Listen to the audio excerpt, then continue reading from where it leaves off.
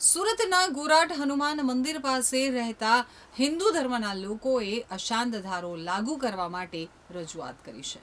સુરતના રાંદેર તારવાડી વિસ્તારમાં આવેલ શ્રી ગોરાટ હનુમાન મંદિર પાસે વસવાટ કરતા હિન્દુ સમુદાયના રહીશો દ્વારા સુરત કલેક્ટર કચેરી ખાતે આવેદનપત્ર આપવામાં આવ્યું છે।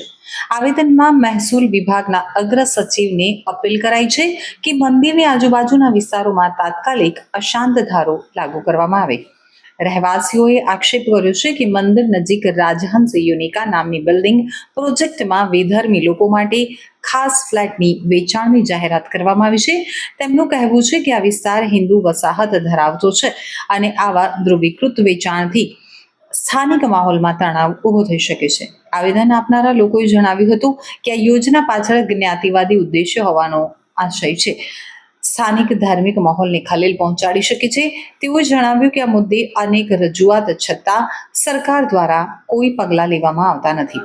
તો ભાજપ હિન્દુઓના મત માટે અપીલ કરે છે, પરંતુ જ્યારે હિન્દુ સમુદાયની સુરક્ષા માટે પગલાં લેવાની ઘડી આવે છે ત્યારે સરકાર ચૂપ રહી જાય છે, તેમ રહીશો દ્વારા જણાવવામાં આવ્યું હતું।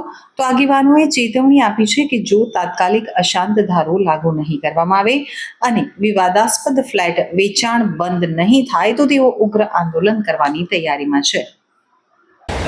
જય શ્રી રામ। મારું નામ શિવલહેરી ગોસ્વામી, હું ગોરાટ હનુમાન મંદિરનો પૂજારી છું અને આ મંદિર એક એવું ધાર્મિક આસ્થાનું સ્થાન છે।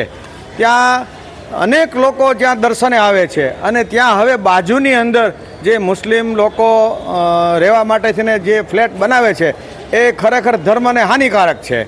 તો ખાલી સુરતના લોકો નહીં, ગુજરાતના લોકો અને ભારતના લોકો ત્યાં મંદિરે માનવા આવે છે, તો પછી આ ભારતની અંદર જે અશાંત ધારાનો કાયદો છે એ કેમ લાગુ નથી? આમ કાંઈ સમજાતું નથી। આ એકવાર અમે રજૂઆત નથી કરી, અનેકવાર અમે આ રજૂઆત કરી, પણ તેમ છતાં સુરતની અધિકારીઓ કે સુરતના જે કાંઈ રાજકારણીઓ હોય, કોઈ હિન્દુ પ્રત્યે કોઈ લાગણી નથી। જ્યારે મત જોતા હોય છે ભાજપને ત્યારે હિન્દુ પ્રત્યે કેસરી નારો લગાવે છે, કેસરી ભગવાનો ઉપયોગ કરે છે અને ત્યારે ધર્મની વાત આવે ત્યારે કેસરીને ભૂલી જાય છે। ખરેખર આ અન્યાય છે।